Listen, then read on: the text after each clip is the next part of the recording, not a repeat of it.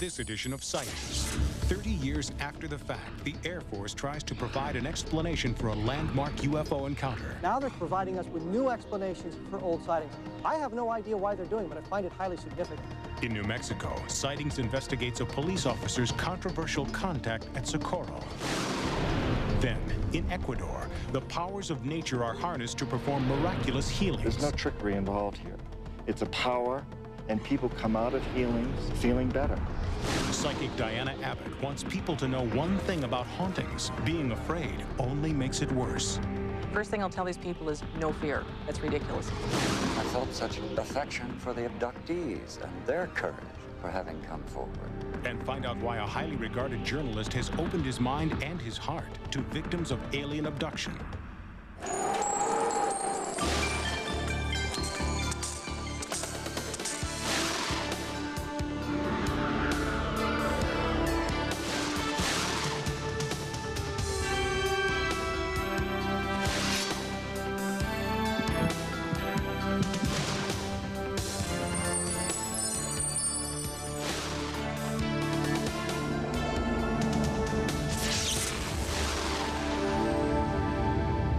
Welcome to Sightings. I'm Tim White. When it comes to the classic UFO cases of the 1940s, 50s, and 60s, the U.S. government is running out of excuses. As more and more documents become declassified, officials can no longer blame every major UFO sighting on comets, clouds, and weather balloons. Does this mean the government will finally begin telling us everything it knows about UFOs?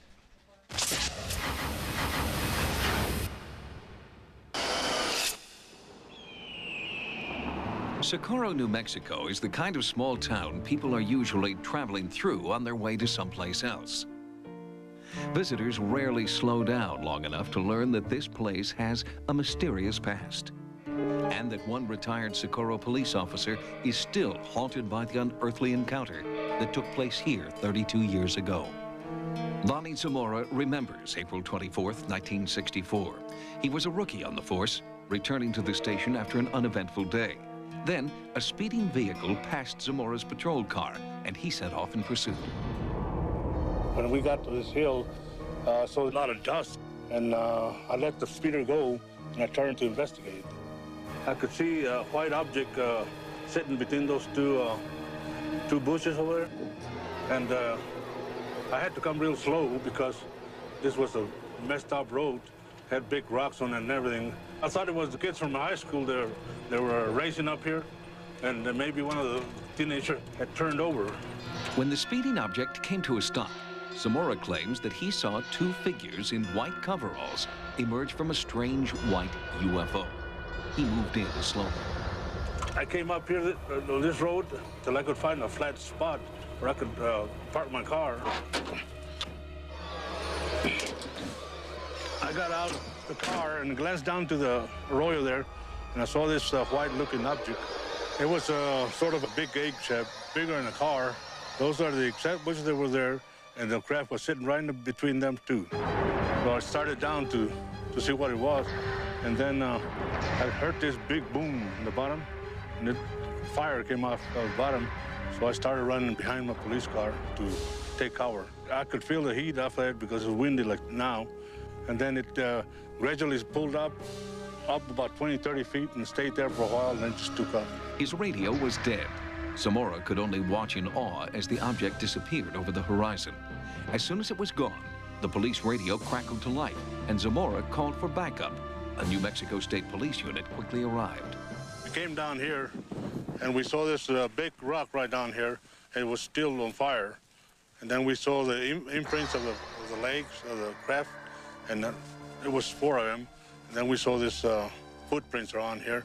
By nightfall, the FBI had arrived on scene and began gathering evidence. They went down there and measured the footprints and everything. And we stayed out here till about 7 or 8 o'clock at night, still wondering what it was. But they didn't say what it was or not. About 9 o'clock, they said we went down to the courthouse, and we talked about it until about midnight. Instantly, Socorro was the center of an unprecedented media frenzy. This is one of the few sightings that got national attention immediately. Lonnie Zamora's story is on the national news. It's in all the newspapers. Everybody's talking about it. Kevin Randall is an internationally renowned UFO investigator. He feels the Socorro events stand alone because of the amount of physical evidence collected at the scene. Landing gear marks were found. The bush was burned by the UFO engine. There were occupants, creatures from the craft sighted by Lonnie Zamora. And the event brought the greatest UFO researcher of the day to Socorro. J. Allen Hynek, the Air Force consultant, came to Socorro. He looked at it, talked to Zamora, talked to Zamora's superiors, talked to people who saw the landing traces, took photographs. So there's physical evidence remaining behind. It's one of the few times they said there could be a flying saucer. I had conversations with Dr. Hynek about the Socorro case, and his comments to me led me to believe that he felt that this was one of those cases where the government was unwilling to permit him to say what he would like to say about it, and that dismayed him a great deal.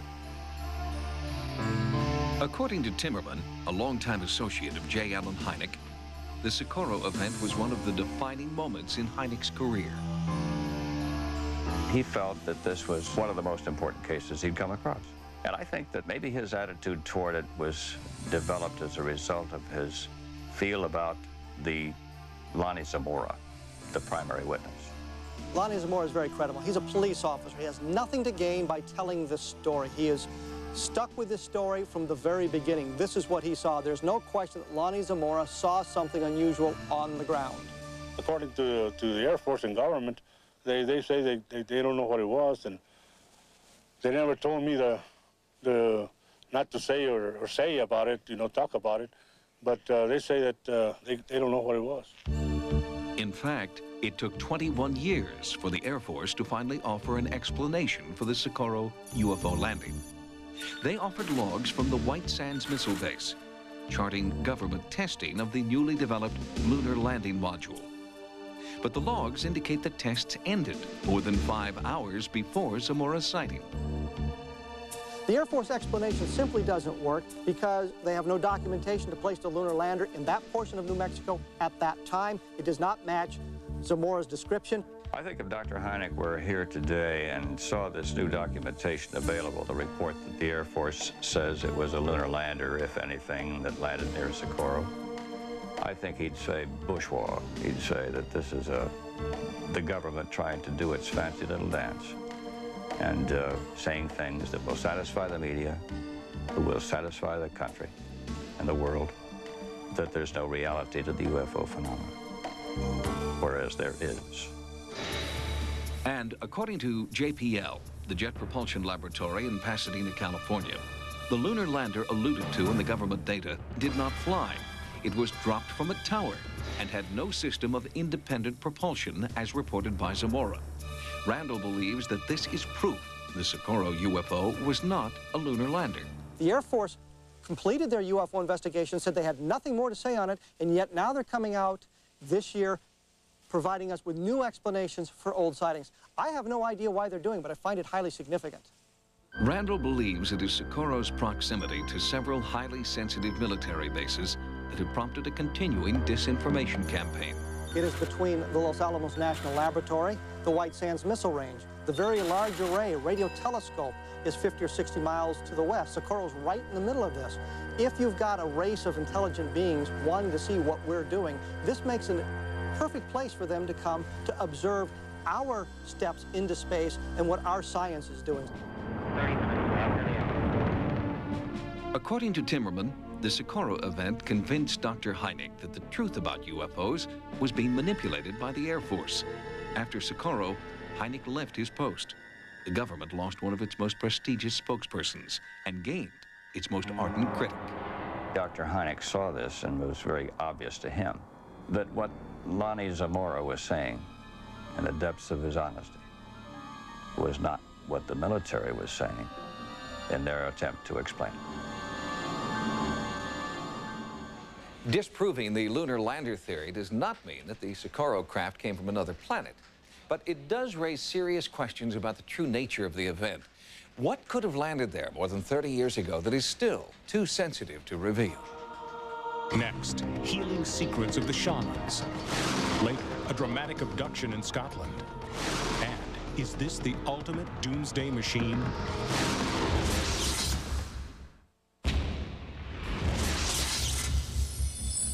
Recently, I accompanied a Sightings investigative team to Ecuador.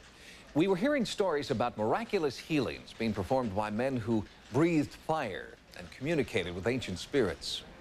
It was an incredible journey into a culture rarely seen by outsiders.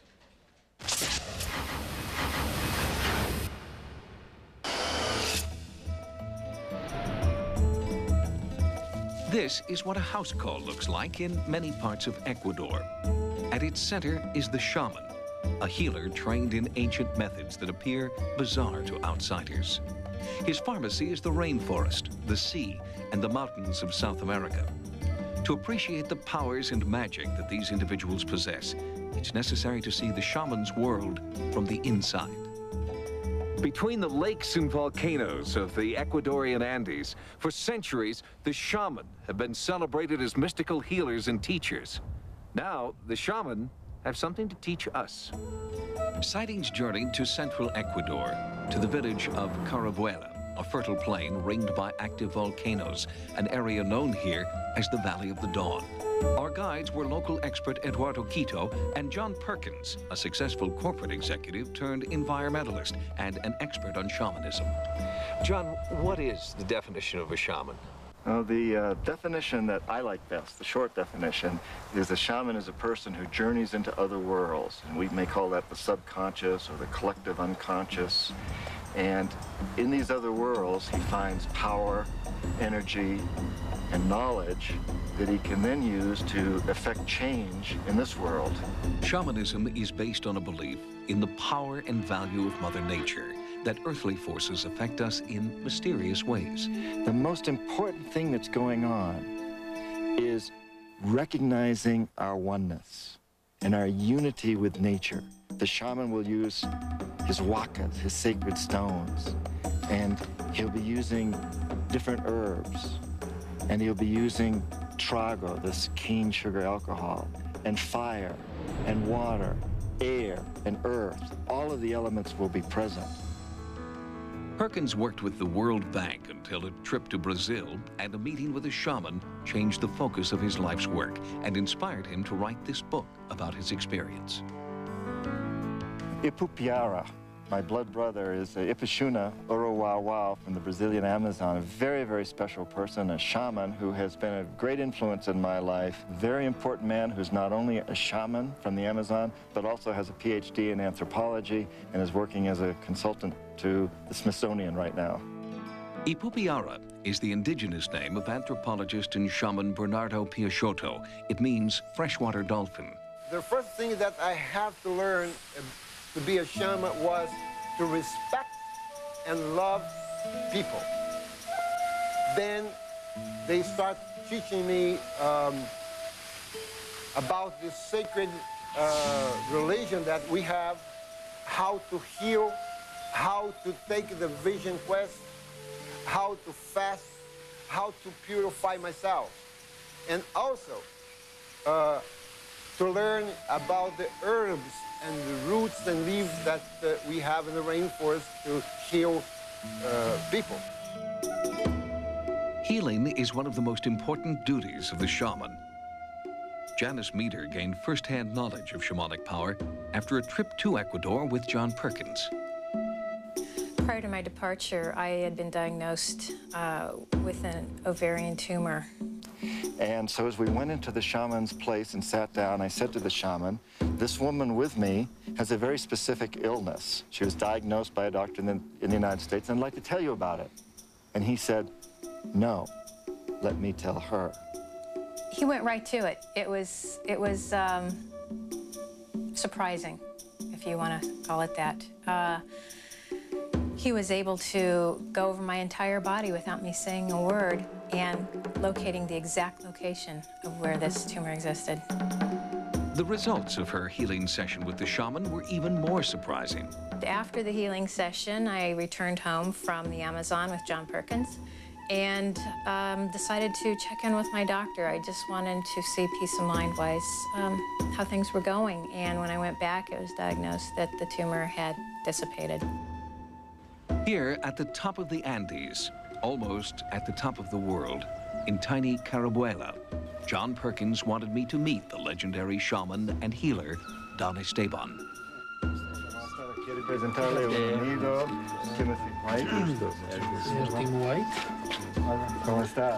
We were invited to attend a healing session. That night, a local woman was being treated for migraine headaches that had plagued her for months. Don Esteban purified the room by blowing fermented sugar cane over it. He purified himself by disgorging bad spirits he felt were inside him, and then he blew fire as a final cleansing ritual. There's no trickery involved here. It's a power, and people come out of healings feeling better. The patient is given an ancient Amazonian spear.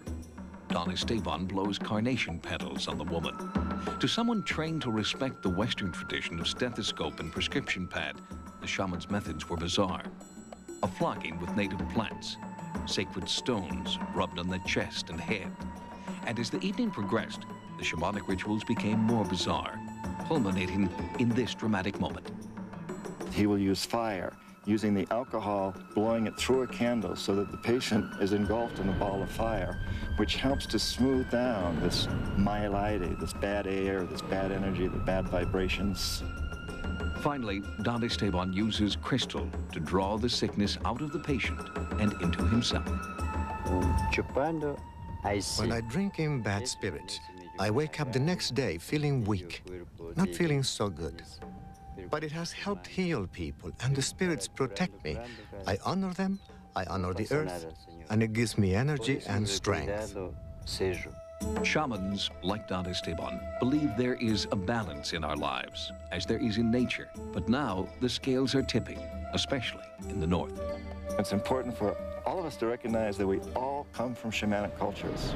We can look at shamanism any way we want, but it's in our blood, it's in our cells, it's in our DNA, whether we're from Asia or Europe or Oceania or Africa or the Americas.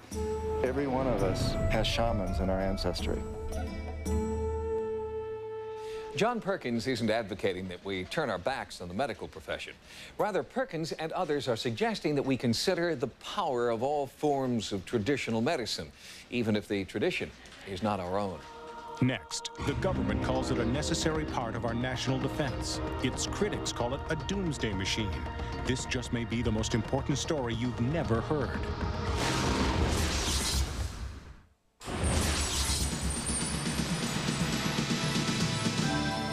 Here are some of the stories that Sightings is following in the news, or not in the news, as the case may be. Project Censored is an annual effort by journalists and others to seek out and publicize news stories which they feel have been ignored. One story that caught our attention concerned a government project called HARP. In California, Sonoma State University is the home of Project Censored, an annual review of more than 700 stories that have been overlooked or underreported by the mainstream media.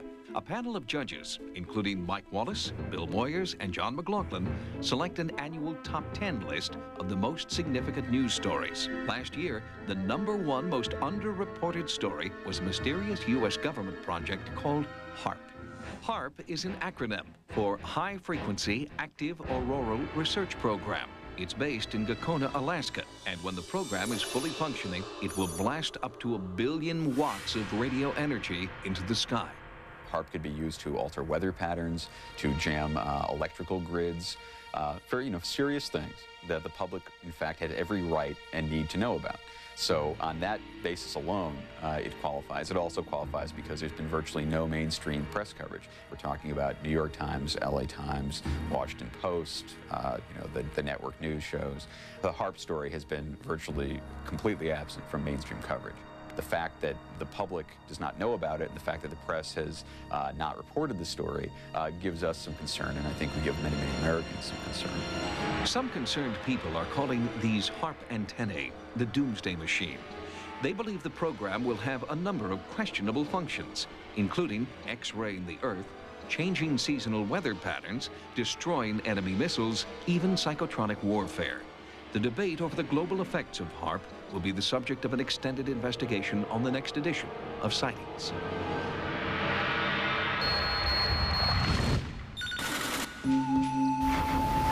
In Beijing, the Chinese government has now rejected a 6-year-old boy as the reincarnation of the Panchen Lama, Tibet's second holiest religious figure.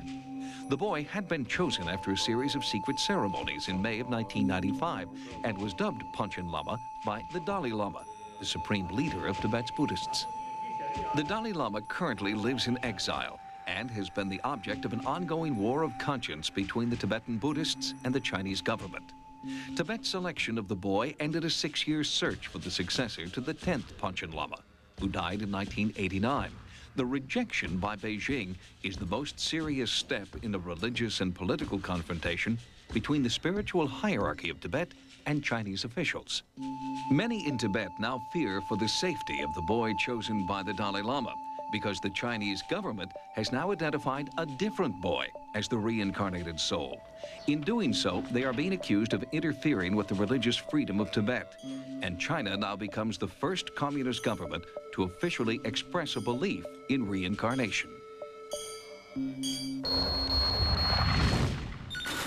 Scotland's first reported case of alien abduction took center stage at the 8th Annual UFO Congress held recently in Sheffield, England. Scottish UFO researcher Malcolm Robinson revealed details of his case history of a unique abduction experience. It was a terrifying encounter that occurred in 1992 when Gary Wood and Colin Wright claimed that they were abducted together from a wooded area on the outskirts of Edinburgh. They contacted numerous societies in England for someone to take them seriously, and I can't believe that nobody got in touch with these gentlemen. Robinson was the first researcher to suggest that Wood and Wright be interrogated separately and that they undergo hypnosis to see if even their subconscious memories would match. They did. It was just terror. Vivid memories seemed to arise.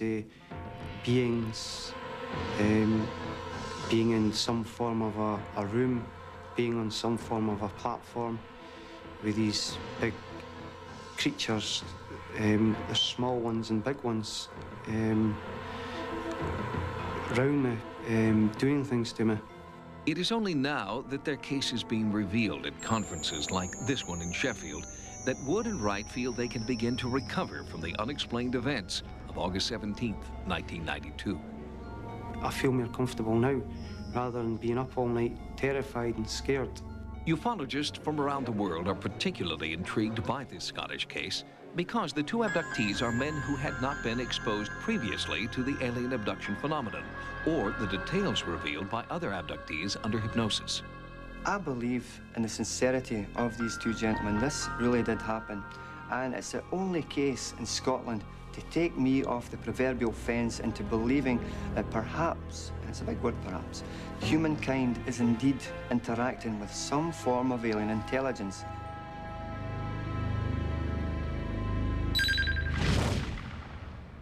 We'll have more stories from the news next time.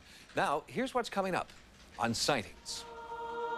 Diana Abbott believes when it comes to hauntings, the only thing we have to fear is fear itself.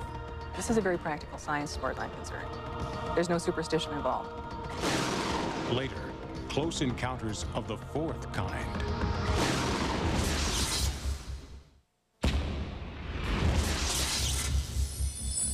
Ghosts are the most persistent of all paranormal phenomena. For centuries, we've wondered why only some people see apparitions of the dead walking among us. Perhaps it's all a dream. Or maybe there are spirits who return because they have unfinished business here on Earth.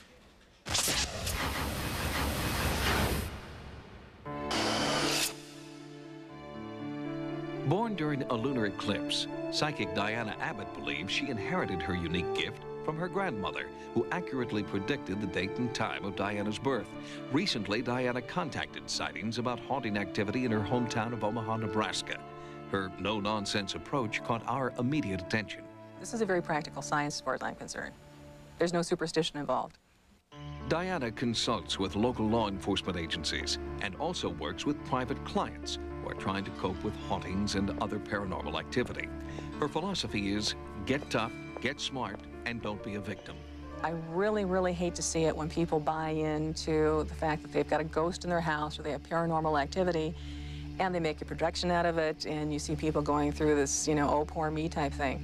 Well, that's ridiculous, because all that's going to do is make it worse. we wouldn't leave unless there was something very serious happening.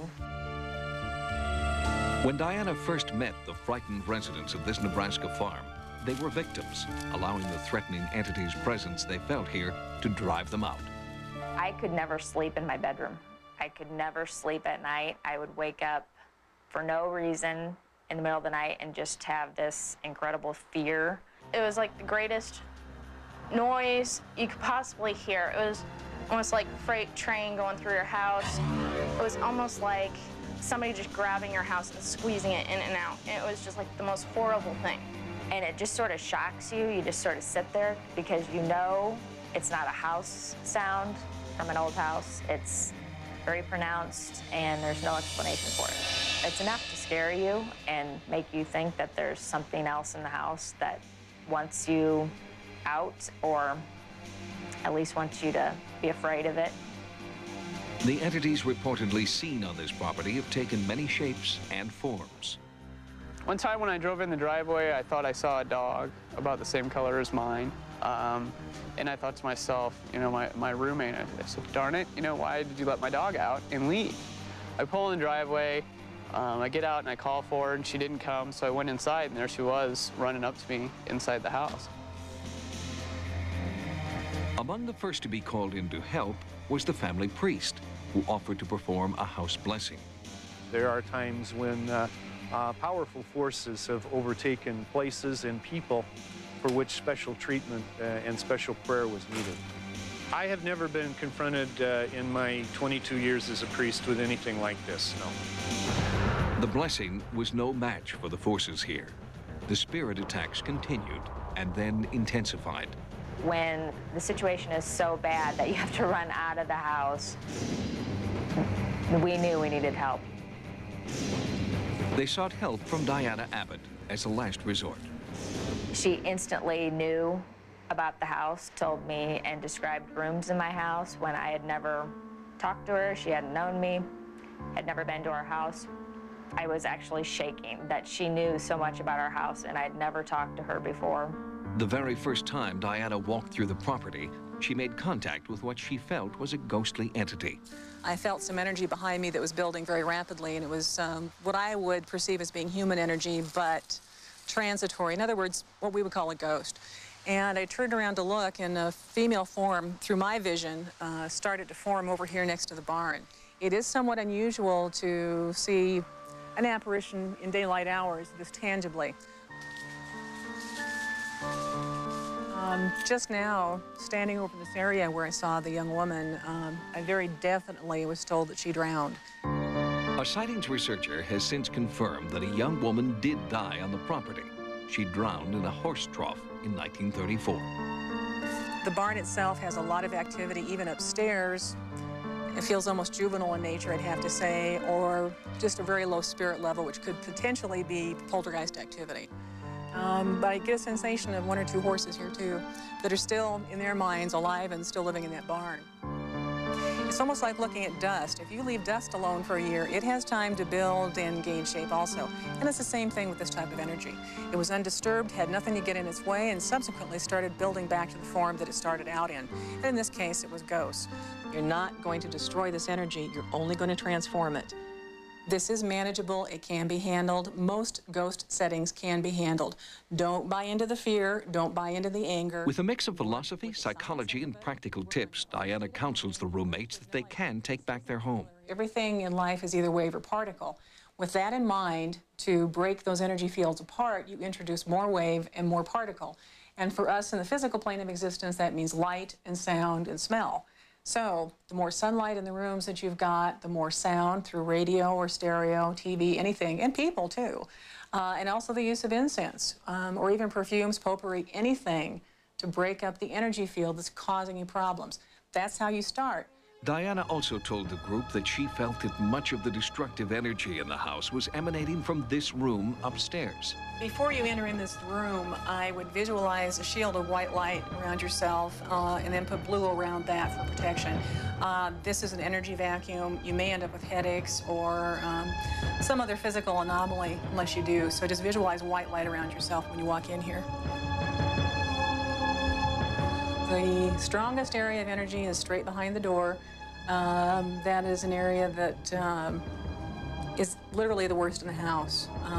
Very, very, very negative energy. Diana believes it is possible to change this kind of negative energy by using an ancient ritual. This is sea salt and also some herbs in it. And what you need to do then is place it in the corners of the room as close to being true north, true south, true east, and true west as possible. It's time for you to move on. In that house, what they have upstairs is emotionally damaging because it restricts their use of their facility, and that's not right. So people have to learn how to take back their environment. From my viewpoint, there's no victims here. First thing I'll tell these people is no fear. That's ridiculous. It's terrible that people have to leave their homes because of hauntings. And, you know, there are ways to deal with the ghosts and keep you sane, and apparently that's what I'm doing. These people will learn to deal with this energy. I'm not the least bit concerned about that. They will learn. But it's great to see people growing with the situation instead of backing away and being fearful and diminishing their lives. In this case, these people's lives have opened up because of this experience, which is the way it should be. They've made it positive, and they've turned it for the good. It's like I said, the basic final statement is no fear. Diana Abbott does not know if the ghosts will ever leave the farmhouse. But she feels that it's up to the people who live there to decide whether they will be victims or victors in this haunting situation.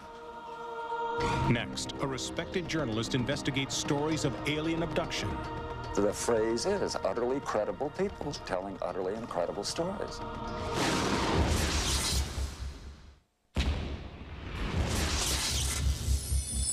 Despite ridicule, censure, and public scorn, people are continuing to insist that they have had close encounters of the fourth kind.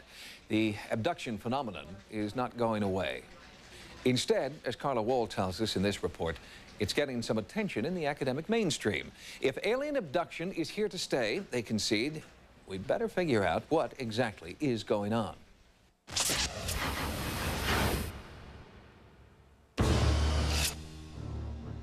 I was so terrified looking into these big black eyes. I ended up on a craft, laying down on a table. Surrounded by these beings, and one of them's putting a needle in my neck. They're emerging from a personal nightmare, coming forward to tell their stories of alien abduction. The sheer magnitude of the phenomenon is what inspired this author to write Close Encounters of the Fourth Kind, Alien Abduction, UFOs, and the Conference at MIT. He is C.D.B. Bryant, a seasoned and respected journalist, contributor to New Yorker magazine, and the author of Friendly Fire.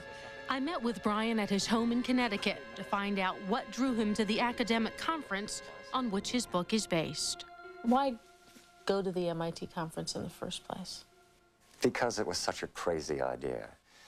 And I thought that if MIT, that high church of technology, was holding a conference on this subject, and I learned it was being chaired by Dave Pritchard, who is a Broida Prize-winning physicist at MIT, and John Mack, who had already won the Pulitzer, the Harvard psychiatrist. If these two men were chairing a conference on this subject, which was the equivalent of Little Green Men, it was news. MIT was lending this phenomenon a credibility which it had never had before. The prestigious Massachusetts Institute of Technology, a bastion of critical thought, was an unlikely setting for a conference on the alien abduction phenomenon, which took place in June of 1992. Physicist and MIT professor Dr. David Pritchard organized the conference. The point is not that MIT endorses alien abduction as a scientific area of research, but that they endorse the principle of academic freedom and freedom of inquiry. Pritchard and his co-chair, Harvard psychiatrist Dr. John Mack, assembled the most respected names in abduction studies for 5 days of seminars and debate. Despite the scholarly focus of the conference, many attendees faced scorn from their colleagues, including historian Dr. David Jacobs. This is a phenomenon that is steeped in ridicule. There is a price to pay. It's a price that I have paid willingly. It's a price that I think all academics have to pay ultimately if you're very outspoken about the subject. You have to be doubly, triply careful about what you say. It's certainly going to be misinterpreted. In fact, you don't have to say anything and people will say, well, Dave Pritchard thinks it's real, even though I never said that, and I don't have any evidence.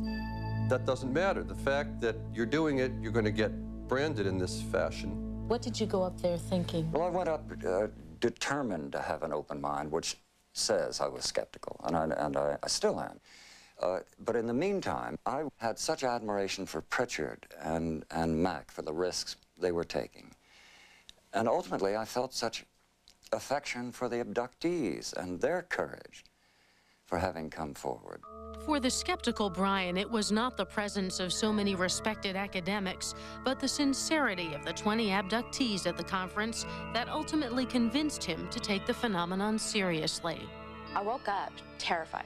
Light comes in the window, bed started shaking. Screaming because I had alien eyes right in front of my face and I couldn't get away from them. They were so vulnerable. They were frightened. They were smart. They were attractive. They were everything that you would want in a human being, and yet, God, these terrifying things were going on. And I wasn't going to be the one who laughed at them and made fun.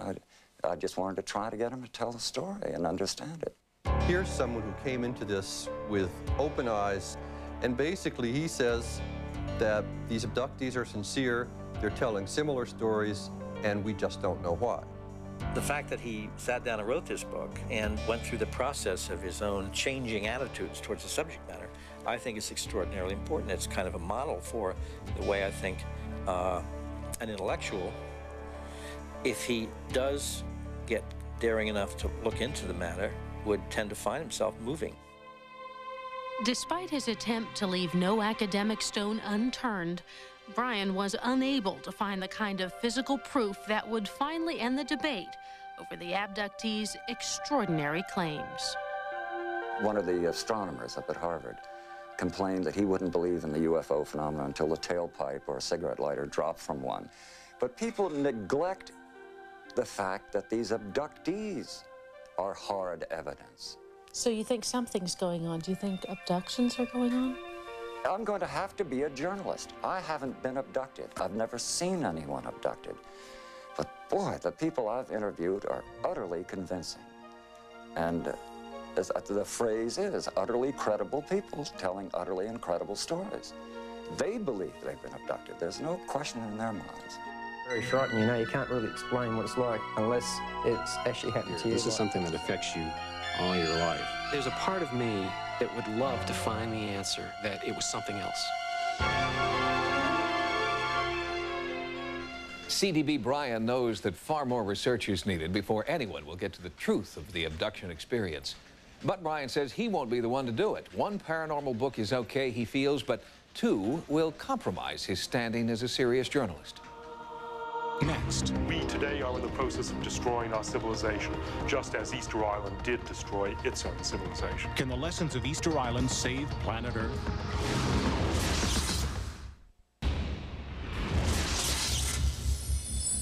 The monolithic statues on Easter Island have always been shrouded in mystery. But the truth is that scientists know who built them and how they were created. The real mystery on Easter Island is not in the statues, but in a macabre trail of death that almost wiped out an entire civilization. Dr. Jared Diamond believes that the planet Earth is in trouble.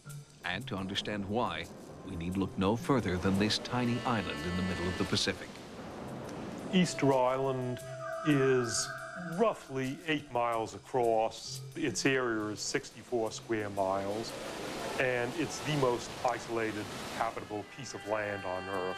2,000 miles off the coast of Chile, 1,400 miles even from the nearest Polynesian island. Today, Easter Island is remote, barren, and largely uninhabited. But this is not nature's doing. The island used to be covered with tropical plants. It was home to exotic animals and a large human population, a population much like our own, Dr. Diamond suggests, that ignored the balance of nature. I think the real appeal of Easter Island is that it is a microcosm for the world and what's happening to us.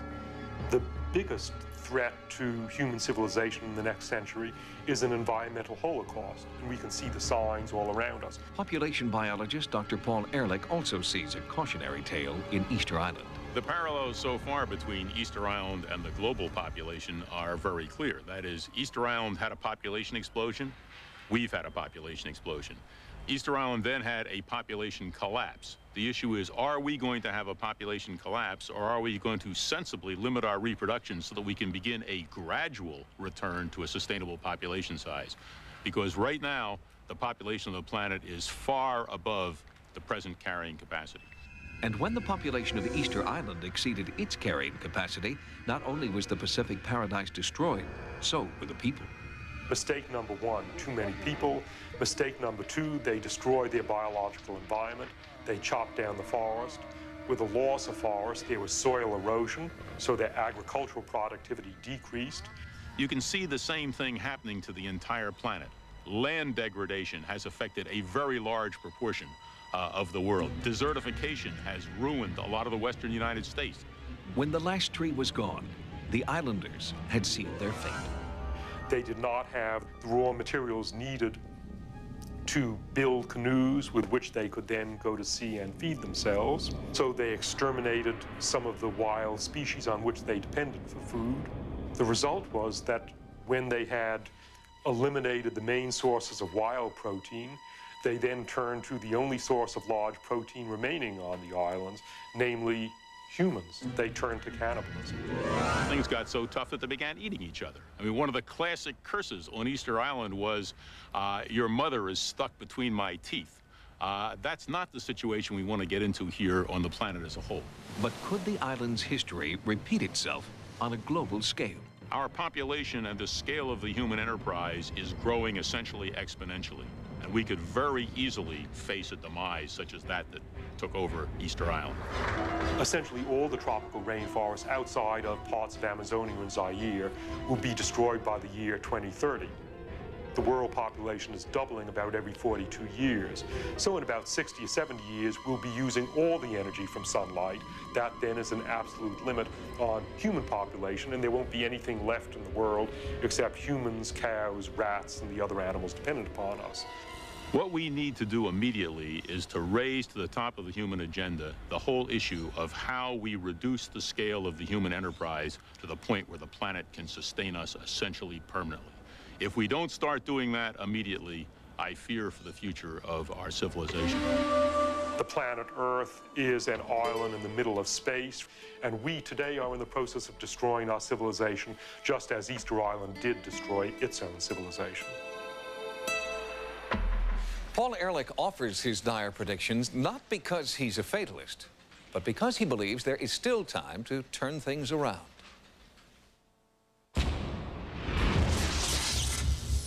If you've had a paranormal experience, please write to us at Sightings.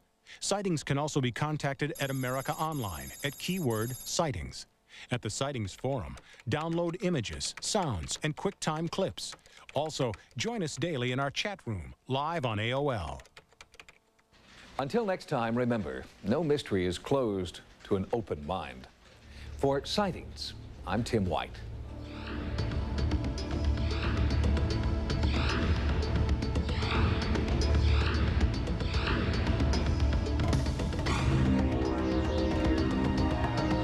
Next on Sci-Fi, Dark Shadows. 10 years ago, some kids disappeared from this very place. Brady! What was that? And the creature just came out of the shadows. As it gets closer and closer and closer. Crocodile, Sunday at 9 p.m. on Sci-Fi.